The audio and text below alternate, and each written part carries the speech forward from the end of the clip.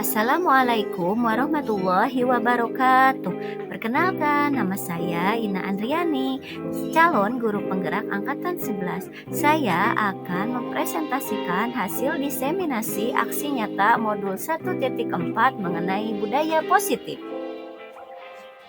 Selama penyusunan, saya dibantu oleh fasilitator yaitu Ibu Eti Ruhayati dan pengajar praktik Ibu Emil Amalia.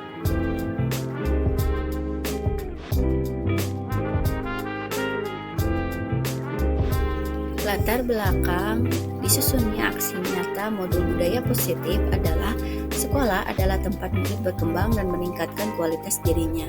Untuk memaksimalkan hal tersebut, lingkungan sekolah haruslah menyenangkan, saling menghormati, melindungi murid dari hal yang tidak baik, sehingga karakter murid tumbuh dengan baik sesuai profil pelajar Pancasila. Tujuan dari aksi nyata ini adalah yang pertama menciptakan murid merdeka dan disiplin diri yang kuat, serta menumbuhkan budaya positif sekolah dengan meyakini nilai-nilai kebajikan universal. Tolak ukur pada aksi nyata ini adalah murid dapat melaksanakan keyakinan kelas yang disepakati bersama dengan kesadaran dan penuh tanggung jawab, serta terwujudnya nilai-nilai kebajikan sesuai dengan profil pelajar Pancasila.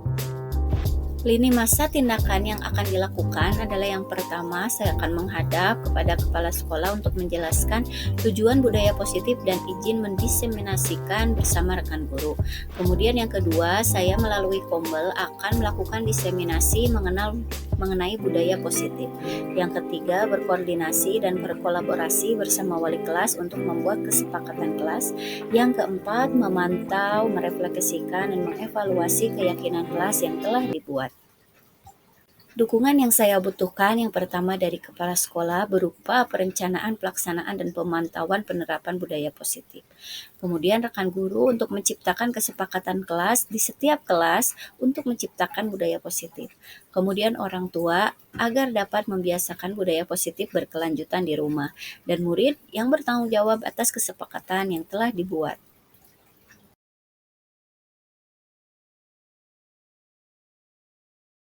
Berdasarkan rancangan aksi nyata yang telah saya buat, lini masa tindakan yang akan saya lakukan, di sini saya berkoordinasi dulu dengan kepala sekolah untuk meminta izin melaksanakan diseminasi. Dari gambar ini saya menunjukkan konsep inti dari modul budaya positif yang disampaikan kepada Ibu Kepala Sekolah dan Ibu Kepala Sekolah menyetujuinya.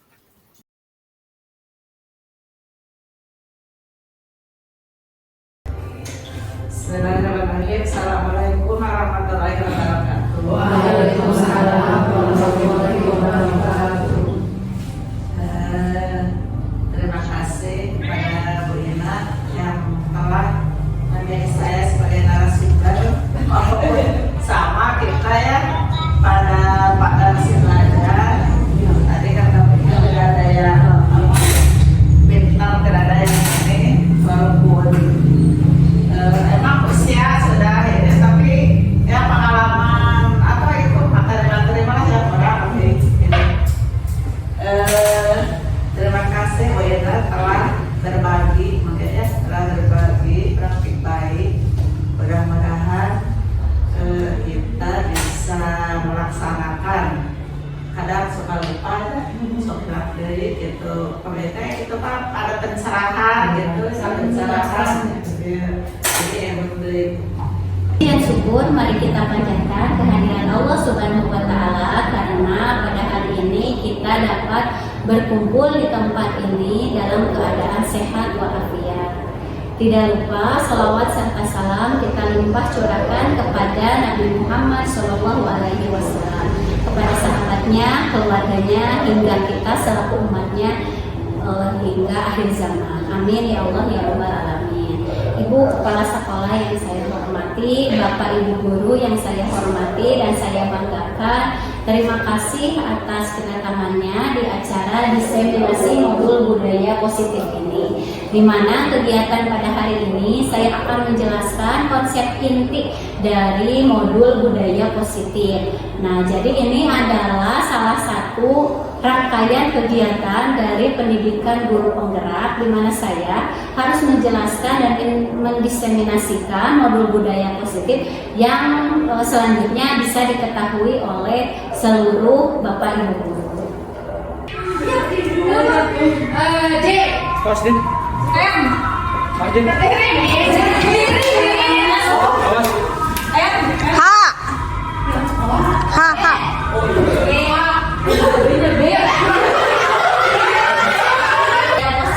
yang akan kita terapkan di sekolah kita. Yang pertama, kita menciptakan disiplin positif, motivasi perilaku manusia, posisi kontrol guru, keyakinan kelas, dan segitiga restitusi. Nah, jadi kurikulum Merdeka ini itu berasal dari filosofi Ki Hajar Dewantara yang merupakan bapak pendidikan kita semua. Jadi menurut Ki Hajar Dewantara menyatakan bahwa kemerdekaan pendidikan itu syarat utamanya adalah harus ada disiplin yang kuat. Disiplin yang dimaksud adalah disiplin diri, nilai-nilai universal atau nilai-nilai kebajikan. Yang saat ini mungkin kita tahu bahwa nilai-nilai kebajikan itu berada pada profil pelajar Pancasila. Pelajar Pancasila beriman dan bertakwa pada Tuhan Yang Esa dan berakhlak mulia, berkebinekaan global, gotong royong mandiri, kreatif dan bernalar kritis. Mantap, nanti apa dulu? Nah, kemudian di dalam budaya positif ini terdapat perubahan paradigma dalam belajar. Yang sebelumnya mungkin kita berpusat kepada guru, yang selanjutnya berpusat kepada siswa. Mungkin kita sudah pernah mengetahui ini di perkuliahan, ataupun mungkin kita juga sudah tahu secara konsepnya, tetapi dalam pelaksanaannya mungkin ini sulit untuk dilaksanakan karena terkadang kita sebagai guru kita masih terbuai dengan zona nyaman ataupun terbuai dengan kebiasaan-kebiasaan yang memang kita sulit untuk keluar dari kebiasaan tersebut. Nah, akhirnya kita hanya berfokus kepada kemampuan kita dan dukungan yang ada pada diri kita, dan kita lalai terhadap kebutuhan yang ada pada murid. Nah, sedangkan dalam perubahan paradigma belajar ini, di mana murid sebagai subjek pembelajaran harus dapat, kita sebagai guru harus dapat menciptakan pembelajaran di mana siswa terlibat, didengar dan didorong untuk mengambil inisiatif dalam pembelajaran. Dan jadi untuk budaya positif di sekolah ini kita sudah mendesain, merancang pembelajaran sebaik mungkin, melaksanakan pembelajaran hingga mengevaluasi pembelajaran itu berpusat dan berpihak kepada kebutuhan murid. Nah, selanjutnya kita juga melakukan sebuah kebiasaan-kebiasaan yang mungkin bisa diterapkan oleh murid sesuai dengan nilai-nilai kebajikan yang disepakati oleh warga sekolah kita.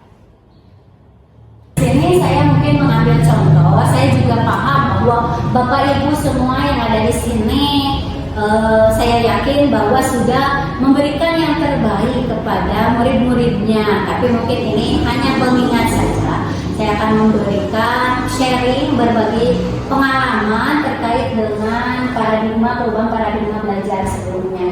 Di sini pada materi organ pendengaran, di mana anak di sini mempresentasikan hasil dari pemahaman yang sudah dia terima. Jadi kegiatannya di mana saya awalnya meminta siswa untuk mengeksplorasi dan juga mencari informasi terkait dengan organ pendengaran.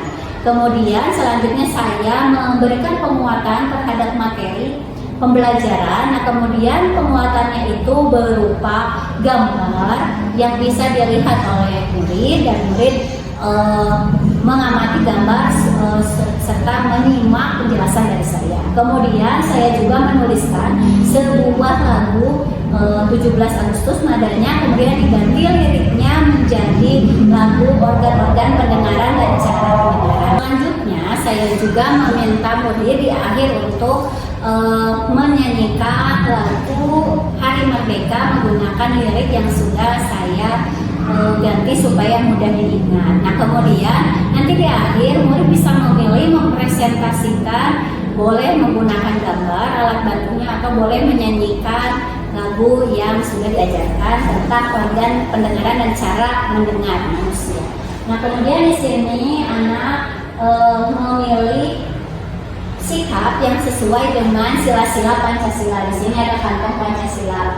Kemudian di sini presentasi kelompok supaya murid belajar untuk mengungkapkan pendapatnya, berbicara. Kemudian di sini ada menggunakan media yang konkret, yaitu cahaya. Kemudian juga di sini ada anak yang mengungkapkan pendapatnya terkait dengan pembelajaran. Nah lanjut. Nah jadi untuk mencapai disiplin positif kita harus tahu dulu anak bisa memiliki motivasi internal menurut pendapat dia dan diajar Dewan Hara itu motivasinya ada 3. Yang satu untuk menghindari ketidaknyamanan dan kebingungan, yang kedua mendapatkan imbalan atau penghargaan dari orang lain, dan yang ketiga untuk menjadi orang yang mereka inginkan dan menghargai diri sendiri dengan nilai-nilai yang mereka percaya. Nah disiplin positif ini kita menginginkan untuk mencapai motivasi perilaku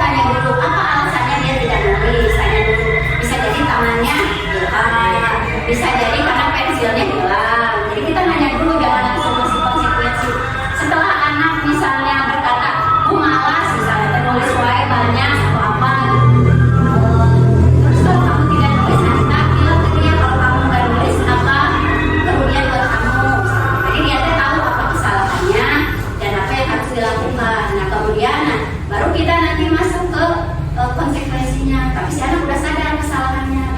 Kalau restitusi bedanya si anak tahu apa yang dia salahnya kenapa, dan kita juga tahu apa alasan dia tidak menulis.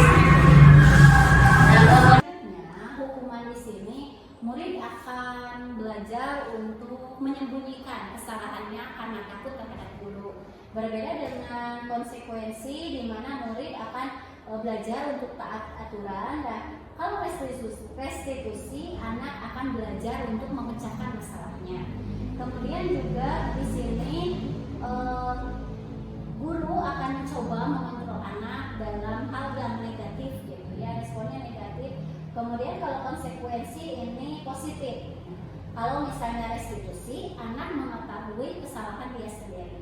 Nah, lalu untuk dampaknya, kalau hukuman membuat anak marah, emosi, kemudian rendah diri, mengasingkan diri, takut. Kalau konsekuensi di sini akan kehilangan hak atau waktu jeda untuk menahan diri atau melakukan kebebasan sesuai apa yang dia inginkan. Kalau restitusi di sini mereka tidak kehilangan waktu, namun berusaha untuk berefleksi untuk memperbaiki dirinya. Kemudian di sini hukuman ini tiba-tiba tidak diharapkan, makanya biasanya dilakukan secara langsung, gitu ya, tiba-tiba. Kemudian kalau konsekuensi sudah diketahui karena ada peraturannya atau kesepakatannya.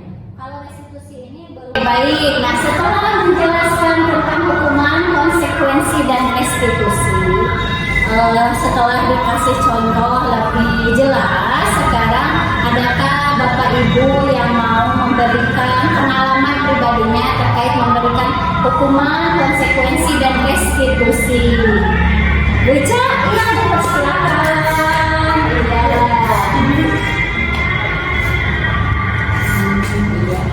Sini Bu Ica, di sini. Ya, gimana Bu Ica? Perkenalkan nama saya itu sebenarnya saya di sini ada pengalaman ya di kelas 5 tepatnya. Waktu itu ketika saya mau masuk kelas, tiba-tiba ada 2 orang anak yang digerundungi atau digerundungi beberapa orang. Ketika itu saya bertanya, kenapa ini mereka berdua, dalam hati saya. Kemudian saya menyarankan anak-anak yang di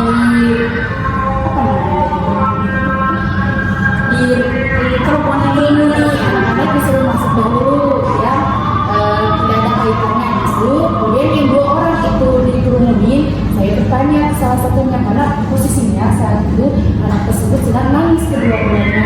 Saya bertanya, kenapa kamu bisa menangis? Ke salah satu anak, itu Bu, katanya gara-gara teman saya yang ini mau minta maaf tetapi malah tidak boleh sama yang lainnya. Akhirnya di sana kan saya sudah tahu nih dari satu yang nangis-nangis. Sebelum masuklah ke kelas, kamu masuk dulu, masuk ke kelas. Tinggal ya satu ini nih yang pelaku utama, laki-laki utama gara-gara pelaku utama yang dari tadi nangisnya yang disisihkan. Akhirnya saya bertanya pelan-pelan, namanya Ali. Saya tanya, kenapa kamu bisa nangis? Dia sambil dijawab sambil masih nangis. Ibu, aku tengok minta maaf, tapi nggak dibolehin sama yang lain. Akhirnya terus kan disuruh-suruh gitu, dia kata, nggak usah gitu ya. Akhirnya dia kayak nggak terima meminta maaf, tapi malah tidak boleh. Akhirnya dia nangis lah, sakit hati. Yang satunya nangis. Aku pengen tahu kenapa bisa nangis. Aku tanya, kenapa kamu bisa nangis? Kenapa tidak boleh minta maaf? Minta maaf siapa? Saya bertanya. Akhirnya dia jawab, minta maaf dari dia. Aku jawab, aku kurein cina, tapi terlalu hendak sakit ini, terlalu hati. Minta maaf tapi nggak boleh sama yang lain. Terus akhirnya saya panggil aja anaknya yang teman itu, ditanya, kamu tuh diapain sama soal itu? Itu Bu, tadi gue cium, terus saya kenal hati aku dari sakit, terus sekarang masih sakit, masih, tapi kata dia mau tapi anaknya udah minta maaf belum? Ini mau minta maaf tuh, tapi sama yang lainnya nggak boleh katanya Bu. Oh ya udah, tapi sekarang minta maaf. Kata dia, iya Bu minta maaf sekali. Yang nangis pun juga langsung dengan tangannya, maaf ya, ya udah selesai. Tapi ini anak yang nangis yang pertama masih dendam ya sama yang lainnya. Kita udah tahu siapa aja yang ini tidak boleh dia minta maaf gitu. Dia bilang, akhirnya kita nanya kenapa sama siapa nggak boleh minta maaf? Ada Bu sama si C katanya. Itu hampir semua kecuali si satu doang yang enggak katanya. Oh ya udah. Terus masih nangis di posisinya, nangis. Udah ya, so kamu nangis dulu, selesaikan dulu nangisnya, selesaikan dulu. Nanti sok cerita kalau mau masuk silakan ke kelas itu, soalnya mau lanjut kan kita meninggalkan kelas tidak bisa. Akhirnya saya masuk, ternyata anaknya juga nggak ikut masuk, tapi di kelas dia hanya diri dulu aja. Ketika saya masuk kelas pun juga saya memberitahu ke yang lainnya kenapa bisa terjadi kejadian ini. Terus yang lainnya nggak ada yang mau menjawab, dia aja. Tapi yang menjawabnya yang kena bukan yang menjawab negara itu negara salah ketemu saya sakit dulu hatinya. Terus tapi karena sakit tapi dia yang minta maaf, tapi dihalang-halang pun nggak usah bayarnya. Dia akhirnya ya oke, akhirnya dari situ aku tahu gitu karena permasalahannya di mana. Terus akhirnya saya ngasih tahu ke yang lain bahwa kalau ada orang yang meminta maaf, ya kita silakan saja. Masalahnya kan bukan diri sendirinya yang melakukannya, orang lain yang minta maaf ya silakan aja. Kenapa mau ada dia sepertinya kayaknya yang mau menolak minta maafnya mungkin berpihak ke yang korban, biar tidak biar misal mungkin ya. Tapi kan harusnya sebagai teman yang lebih banyak artinya membolehkan ya minta maaf, tetapi dia tidak mau. Setelah itu anak yang nangis itu masih nangis, tapi dia sudah minta maaf ke yang korbannya. Tapi saya pada saat itu masih tahu ke yang beberapa anak yang terlibat dalam tidak boleh meminta maaf. Saya memberitahu karena itu apakah boleh kita menghalangi orang yang minta maaf? Mereka menjawab tidak boleh. Tapi mengapa melakukannya? Mereka diam saja. Akhirnya untuk melanjutkan pelajaran itu, melanjutkan pembelajarannya, bagaimana saya biar semuanya selesai dulu. Akhirnya saya bilang ke semua yang melakukan, saya minta maaf dahulu, baru kita bisa belajar biar tenang semuanya. Akhirnya barulah permintaan maaf dilakukan satu-satu ke orang yang masih nangis. Akhirnya udah kok dia udah minta maaf. Proses itu udah selesai. Tapi anak yang tadi nangis itu masih dendam atau bagaimana. Jadi diam saja, dia tidak mengikuti pelajaran. Mungkin karena sudah kesal ya dia karena meminta maaf berbuat baik itu tidak boleh. Tapi jadi saya masih biar konsekuensinya dia minta maaf dahulu, tapi nanti kalau memang terulang lagi mungkin itu urusannya akan lebih konsekuensinya yang lebih biar ada kapoknya lah biar tidak kembali seperti itu. Ya, wah super sekali Bu Ica, terima kasih sudah berbagi.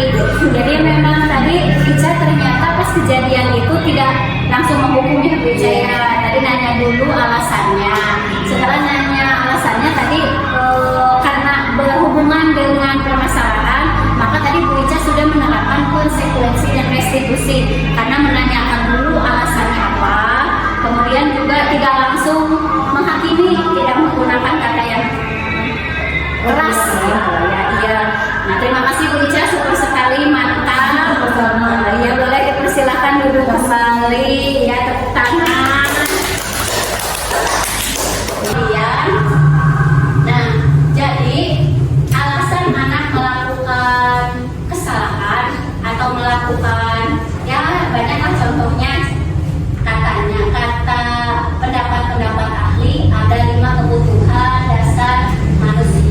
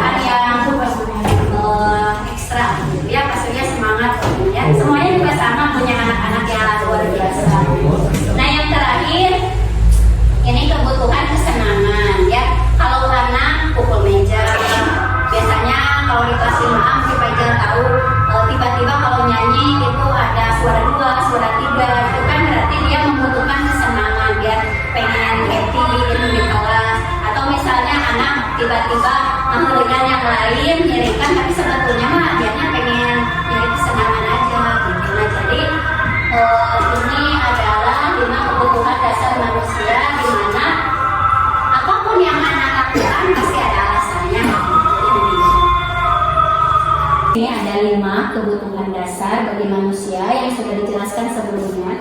Dan di sini bertahan hidup di mana anak membutuhkan makan, minum untuk mengikuti pembelajaran. Kemudian di sini penguasaan, anak menyukai dia diakui, dia ingin menjadi pemimpin, kemudian dia juga ingin menjadi pusat dari sebuah kegiatan atau pembelajaran. Kemudian kalau kesenangan ini berfokus kepada minat yang dia sukai, dia ingin memilih apa yang dia senangi, kemudian dia akan melakukannya.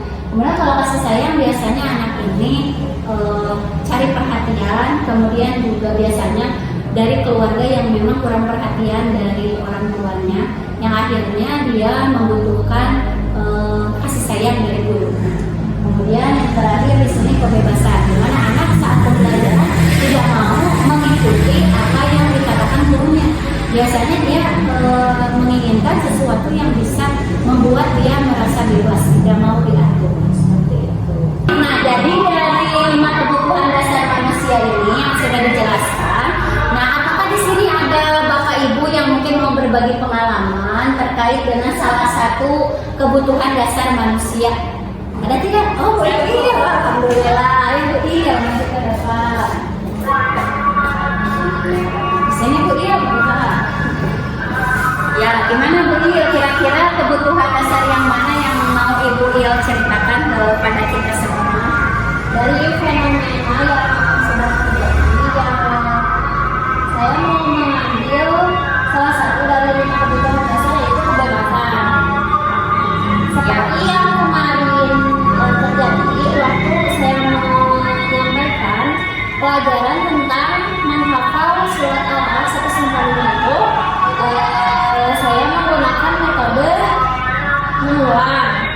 Jadi saya mengulang 1 kali, lalu murid mengikuti apa yang saya ucapkan. Ini di kelas 1, 2, 3 berarti? Di kelas 3. Oh, di kelas 3. Sesudah itu saya setelah mengulang Al-Alaq, mengulang surat Al-Alaq, saya menggunakan metode menghafal sendiri-sendiri, sehingga saya menerapkan metode kebebasan karena setiap anak itu tidak hanya memiliki 1 metode saja, jadi mempunyai beberapa metode, sehingga sebelum 10 menit sebelum waktunya untuk menghafal, saya membebaskan anak-anak tersebut untuk menghafal sendiri, dan ada yang menghafal dengan temannya. Setelah saya menerapkan metode tersebut, ya Bu, banyak gitu yang sekarang hafal. Jadi kalau metode kebebasan itu Kebutuhan kebebasan ini perlu gitu di setiap kelas, karena tidak semua anak ingin terus. Iya, super sekali, mantap Bu Il, terima kasih, boleh duduk kembali. Jadi tadi Bu Il sudah memberikan layanan kepada anak-anak kita murid kelas 3, di mana hasil observasi Bu Il menyatakan bahwa di kelas 3 ini banyak siswa yang membutuhkan kebutuhan kebebasan. Maka dari itu Bu Il menggunakan metode pembelajaran menghafal dengan berbagai cara supaya anak tersebut bisa paham dan juga bisa mengulang surat Al-Alaq tanpa melihat Al-Quran ataupun buku, mungkin ya seperti itu. Wah, super sekali Bu Il, terima kasih. Lalu yang terakhir, yang selanjutnya, ini tadi kan kebutuhan murid. Nah, sekarang posisi kita sebagai guru. Nah, ini mungkin kita berefleksi ke diri sendiri. Posisi pertama adalah sebagai penghukum.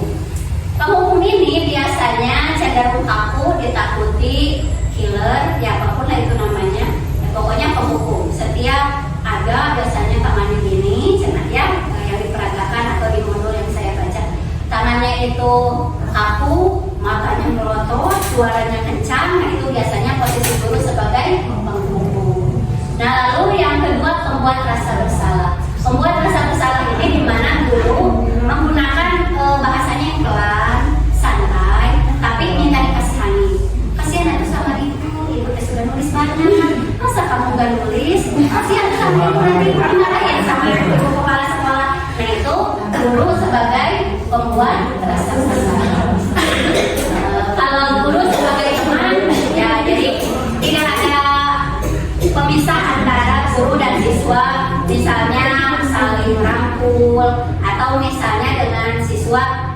ketika melakukan kesalahan, oh kamu mah kebener misalnya gitu ya, tapi ketawa-ketawa, tapi kayak marah tapi sambil ketawa gitu. Terus si anaknya juga, syok atau pak ampun misalnya, siapa dulu misalnya. Biasa jadi anaknya juga ngerasa dengan teman, bukan dengan guru. Nah lalu dengan pemantau, posisi pemantau di sini suaranya biasa, tidak terlalu formal, tapi langsung konsekuensi. Misalnya kamu tadi tidak nulisnya nanti pas istirahat nulis langsung, tapi udah bahasanya mah ya biasa gini, cuman nadanya biasa, tapi langsung memberikan konsekuensi. Ini pemantau, langsung dikasih konsekuensi. Kalau tidak hadir tepat waktu, berarti nanti pulangnya juga lebih lama. Ini pemantau. Nah, diharapkan guru diberi merdeka ini bertransformasi menjadi guru yang menjadi manajer. Ya. Manajer di sini di mana guru akan menerapkan segitiga restitusi yang akan dijelaskan selanjutnya. Sekarang kita akan menonton dulu tayangan video terkait dengan 5 posisi kontrol sebagai guru.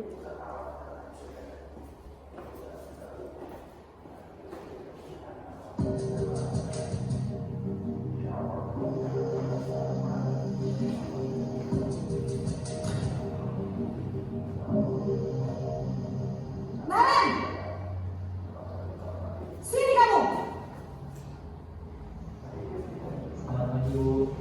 Selalu terlambat. Kamu deh pasti terlambat. Maaf Bu, saya Apa? Apa coba? Alasan kamu apa lagi? Kapan sih kamu tidak terlambat? Malas sekali ya kamu jadi anak. saya Dasar pemalas. Gak kapok-kapok sih kamu. Sudah berapa kali terlambat? Sana, kamu keliling lapangan basket 2 kali. kenapa saya harus ke lapangan basket Bu? Kenapa? Kamu melawan ibu. Nah, berdasarkan video yang sudah kita tonton barusan, ternyata 5 posisi kontrol sebagai guru yang sudah dijelaskan tadi sebelumnya dan juga di dalam video tersebut ternyata memang berefek terhadap respon yang diberikan oleh murid, yang tentunya murid akan menyukai ketika gurunya menyatakan sebuah respon yang positif gitu. Ketika gurunya memberikan respon yang negatif, pasti nanti anaknya juga akan merasa bersalah atau malah marah, dan kemudian juga malah jadi acuh tak acuh, bahkan benci kepada gurunya. Nah, mudah-mudahan dengan kita mengetahui terkait dengan 5 posisi kontrol sebagai guru dan juga tadi sudah menonton tayangan yang sudah kita tonton sama-sama, kita mengetahui bahwa ternyata sebagai guru kita harus menjadi sosok pribadi yang lebih baik lagi. Dari 5 posisi kontrol ini pasti tidak selalu kita menjadi guru yang sempurna. Pasti kita pernah punya pengalaman sebagai guru penghukum, sebagai guru pembuat rasa bersalah, sebagai teman, sebagai pemantau, sebagai manajer. Nah, dari contoh yang sudah kita lihat, nah sekarang coba siapa yang mau berbagi pengalaman terkait dengan posisi kontrol sebagai guru. Boleh dipilih salah satu, boleh beberapa. Posisi kita saat ini kira-kira masuk kepada posisi yang mana? Coba Pak Rizal, kayaknya udah mau maju. Boleh Pak Rizal maju ke depan. Nah, kira-kira yang mana nih Pak Rizal masuk ke posisi yang mana? Dari saya pribadi sebenarnya Mundur aja dulu. Nah, gitu. ya soal saya pribadi kebanyakan sering menempatkan diri sebagai penghukum. Ya, Alasannya kenapa? karena saya berpikir karena dulu saya didik seperti itu, jadi saya berpikir kalau mungkin anak sekarang pun akan lebih termotivasi untuk taat ketika takut dihukum. Jadi rasa takut itulah yang akan membuat anak taat terhadap aturan atau kesepakatan kelas yang dibuat di awal. Nah, kemudian ketika saya mencoba memposisikan diri lebih dekat dengan anak-anak sebagai teman, seringkali sering ada perlakuan yang perlakuan yang seenaknya kurang sopan. Iya, kurang cocok untuk digunakan antara murid dengan guru seperti itu. Kemudian untuk mengatasi hal tersebut, saya mencoba memposisikan diri sebagai pembuat rasa bersalah dengan menempatkan anak sebagai seseorang atau perbuatannya akan mencoreng selain nama dia juga mencoreng nama saya sebagai gurunya seperti itu. Nah, untuk saat ini sayangnya saya belum bisa menempatkan diri dengan baik sebagai manajer ataupun pemantau. Cuman yang saya rasakan selama ini sebagai guru adalah sebagai penghukum paling sering. Kemudian ketika bergeser posisi terjadi beberapa penyesuaian yang saya sendiri justru harus belajar banyak, terutama dari Ibu Rina sebagai calon guru Saling sharing ya. Karena materi yang dibawakan cukup menyentil buat saya karena ternyata saya banyaknya berperan sebagai penghukum bukan sebagai manajer. Ya, tapi ini juga sharing ya, bukan berarti saya juga sudah manajer, bukan. Ya saya juga sama, pernah jadi penghukum, pernah jadi teman, pernah jadi pembuat rasa bersalah, pemantau juga sama, Pak Ijal pernah. Nah, tapi mungkin kita di sini kita berefleksi diri lebih baik lagi. Semoga kita bisa menjadi guru yang lebih baik dan bisa menginspirasi bagi murid-murid kita. Nah, di sini kan memang proses ya Pak Ijal ya, memang kalau kita memberikan tanggapan terhadap tindakan siswa, kadang kan kita yang paling susah itu mengendalikan emosi ya. Kadang kan langsung kalau anak berbuat salah pasti kita emosi duluan ya, gitu. Jadi kenapa penghukum ini mungkin masih sering kita lakukan seperti itu. Wah, super sekali Pak Ijal, terima kasih. Nanti Pak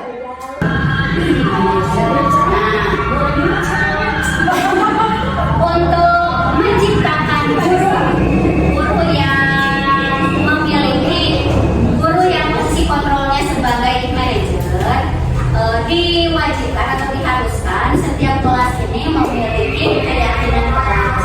Keyakinan kelas berbeda dengan peraturan kelas. Peraturan kelas biasanya menggunakan bahasa yang baku dan cenderung negatif, seperti jangan terlambat, tidak boleh merokok misalnya, rambut tidak boleh panjang, ya. Jadi bahasanya bahasa negatif dengan kata-kata yang baku.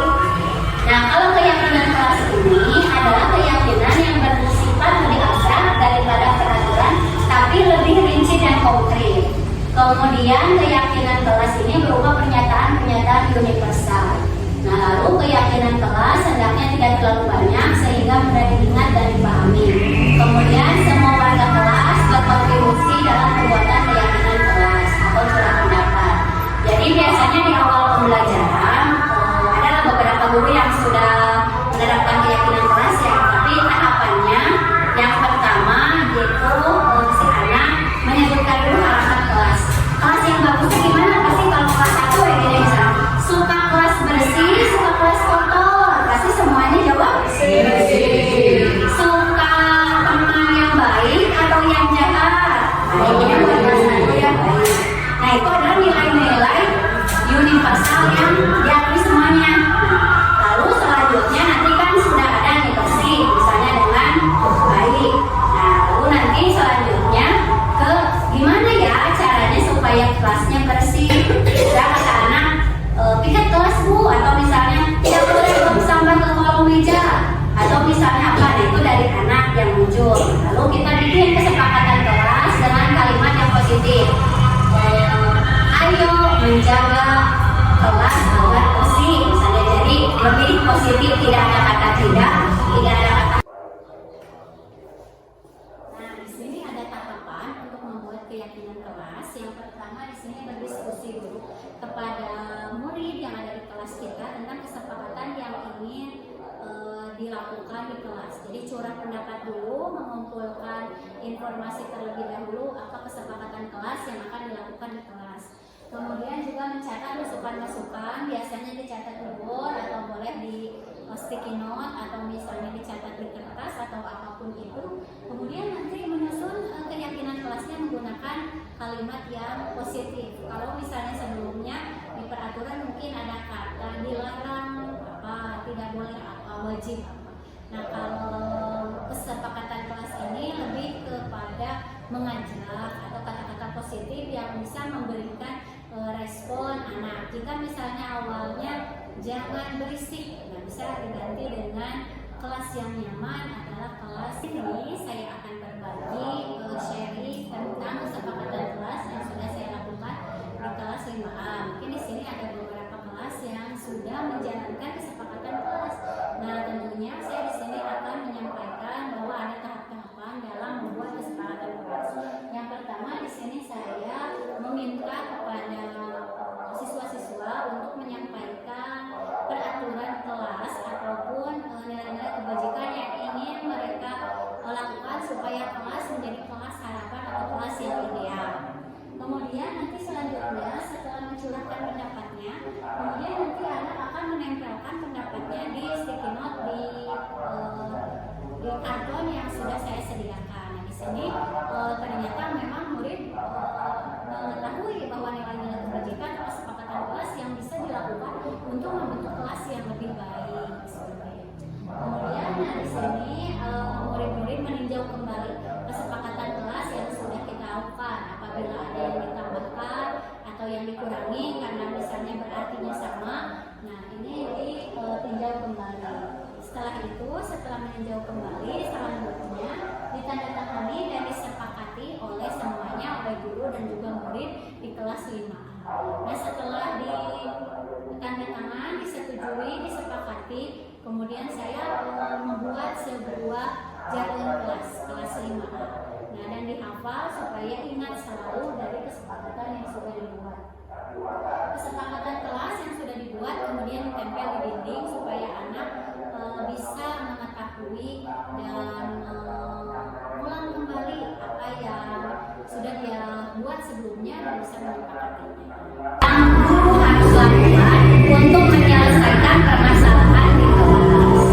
Yang pertama yang harus guru lakukan sebagai guru manajer yang tadi adalah menstabilkan identitas. Contohnya seperti ini. Misalnya kasusnya ada yang gelut lah ya, misalnya gelut si A si B.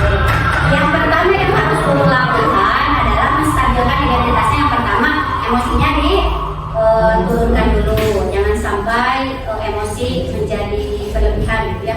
Tenangkan dulu, suruh duduk dulu, suruh minum dulu. Kemudian kita nanya dulu alasannya, kenapa kamu melakukan itu. Selanjutnya kita sebagai guru harus gini dulu, senang ya kata modul. Jadi kita harus bertanya, misalnya kalau saya tahu bu, memang saya tahu apa gitu kan. Nah biasanya kan apa tuh? Kemarin masih ada yang bikin pak.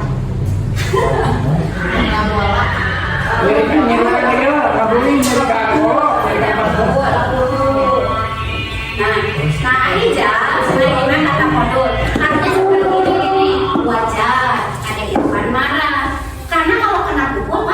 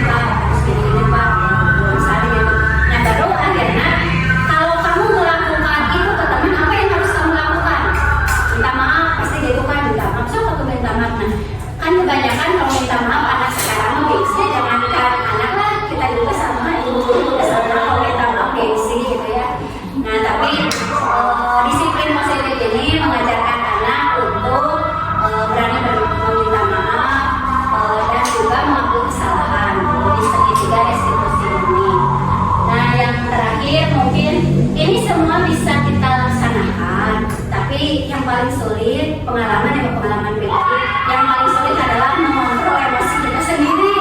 Karena ketika ada masalah di kelas, tong bolong menstabilkan identitas, gurunya saja sudah terpancing emosi kan, pasti kita sudah.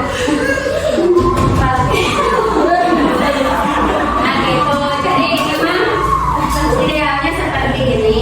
Mudah-mudahan bisa diterapkan sesekali dan bisa menjadi kebiasaan. Tapi jikalau misalnya memang sulit ya bertahap aja Bapak Ibu. Tapi selanjutnya mungkin kalau nanti ada yang bertanya, apakah di SD 1 sudah menerapkan budaya positif? Sudah. Tahu segitiga restitusi? Tahu. Ya, sudah di kelas sudah menciptakan keyakinan kelas? Sudah. Ya, yang terakhir ini adalah salah satu contoh. Tapi dari suaranya. Bentar. Ada video jadi saya sudah mendapatkan segitiga restitusi. Nah ini ada hasil refleksi dari anak didik yang sangat saya cintai. Tayangan video terkait dengan segitiga restitusi.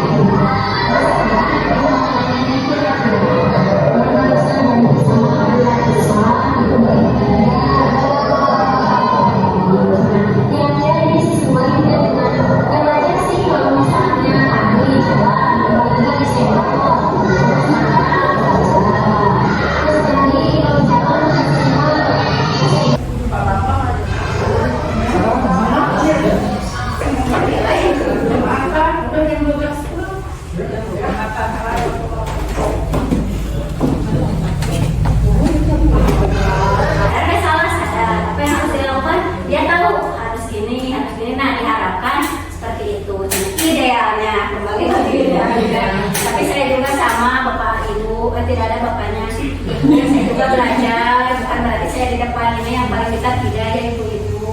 Mudah-mudahan kita sama-sama maju bersama ya, menciptakan budaya positif di SDN 1 Cibodas. Ini sudah ada kata terima kasih. Nah, tapi sebelum menutup kegiatan ini, alangkah lebih baiknya jika kita berefleksi dulu, kita umpan balik dulu tentang kegiatan ini, apa hal baik yang terjadi di kegiatan ini, kemudian apa yang sudah diterima dan apa yang akan dilakukan selanjutnya ya. Mungkin di sana ada kameramen, boleh berdiri, boleh ke depan ya biar semuanya kebagian. Ya, Bu Dina, di sini? Oh iya. Baik Bu Dina, hari ini kita ngobrol tentang diseminasi budaya positif. Kira-kira apa hal baik yang Bu Dina terima? Oke, yang pertama mungkin materi yang udah Bu Dina kasih baru terdengar gitu Bu, dengan segitiga restitusi yang dimana saya sebagai guru ketika melihat anak melakukan kesalahan, hal yang pertama pasti menghukumnya ya, tanpa kita tahu si anak ini kenapa melakukan itu, terus dampaknya bakal kayak gimana begitu. Terus dengan adanya materi segitiga restitusi, jadi saya paham kenapa anak itu melakukan kesalahan. Dengan sisi sebagai siswa ditanyakan dulu apa masalahnya, kemudian ditanya solusi apa yang akan dia lakukan untuk dampak selanjutnya. Iya. Nah, berarti hal baru yang Bu Dina dapatkan tadi sudah segitiga restitusi. Nah, lalu kira-kira selanjutnya setelah tadi mungkin Bu Dina posisinya masih sebagai penghukum, sama tadi juga Pak Rijal, saya juga sama sebagai penghukum. Nah, kira-kira selanjutnya apa yang mau Bu Dina lakukan supaya bisa menjadi guru yang lebih baik lagi? Mungkin apa ya, lebih memperhatikan siswa lagi, tidak selalu tentang hukuman. Misalkan pada saat belajar siswa ada yang melakukan kesalahan, ditanyakan terlebih dahulu, diberikan solusinya kayak gimana, serta mendapatkan hasil yang apa yang mesti siswa lakukan. Baiklah, sekali terima kasih kepada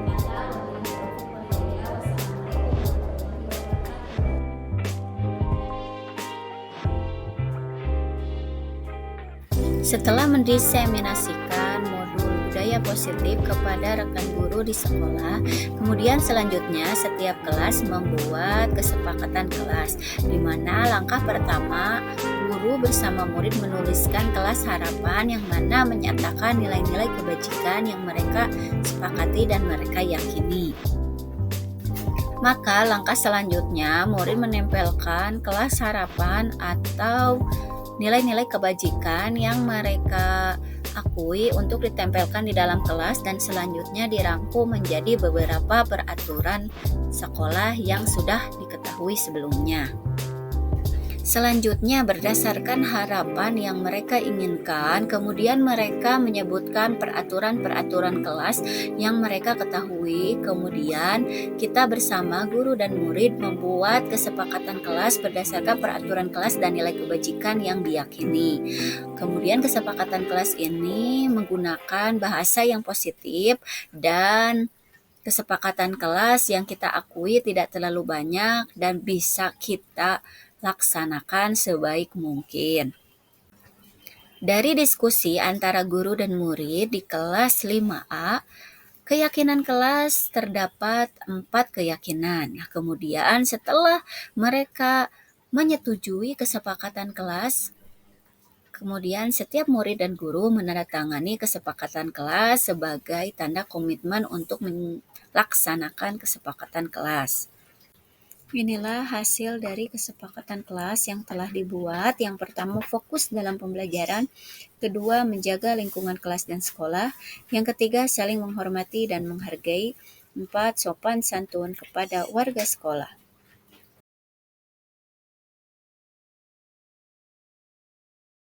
Kelas 5A.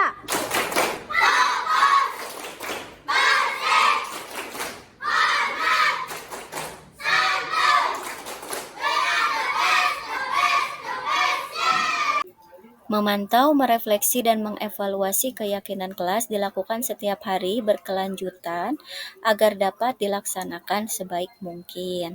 Apabila terdapat hal yang melanggar keyakinan kelas, maka selanjutnya saya menyelesaikan permasalahan menggunakan segitiga restitusi dan mencatatnya di jurnal kejadian sehari-hari, supaya selanjutnya dapat saya tindak lanjuti dan murid tidak melakukan hal berulang. Perkenalkan, nama saya Febri Iskandar. Setelah ada kesepakatan kelas menjadi lebih bersih dan juga jarang yang ngomong kasar. Setelah kesepakatan kelas juga saya menjadi jarang bilang kasar dan juga membuli. Teman-teman juga sama. Perkenalkan, nama saya Muhammad Al-Fatih. Setelah ada kesepakatan kelas kita jadi bersih, tertib, dan jarang ada yang membuang sampah di kolong meja dan di bawah meja. Hal yang dapat saya temukan setelah saya melaksanakan aksi nyata refleksi dirinya adalah bahwa dalam melaksanakan budaya positif di sekolah, saya mendapatkan respon yang sangat baik dari berbagai pihak, baik itu dari kepala sekolah, guru maupun murid dan orang tuanya. Namun tentunya implementasi budaya positif ini dapat terasa manfaatnya di kemudian hari apabila dilakukan secara konsisten, dan tentunya harus ada kolaborasi satu sama lain antar warga sekolah sehingga iklim pembelajaran di sekolah bisa mencapai tujuan pendidikan yang diharapkan. Kemudian rencana perbaikan diri yang ingin saya lakukan adalah bekerja sama dengan warga sekolah untuk memantau, merefleksi, mengevaluasi setiap kegiatan di sekolah agar terwujudnya budaya positif yang selalu berpihak kepada murid dan mengutamakan kepentingan murid. Terima kasih, sekian aksi nyata yang telah saya lakukan di sekolah saya. Semoga dapat menginspirasi Bapak Ibu semua. Assalamualaikum warahmatullahi wabarakatuh.